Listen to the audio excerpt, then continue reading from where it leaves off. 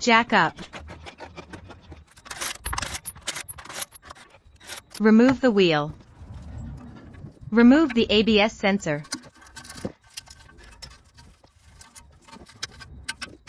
Remove the ABS sensor wiring from mount bracket. Disconnect the connector. Installing new ABS sensor.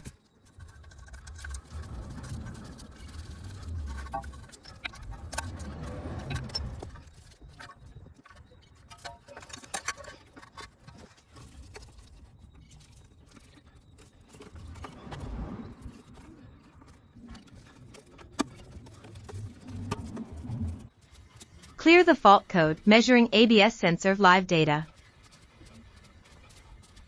Test drive.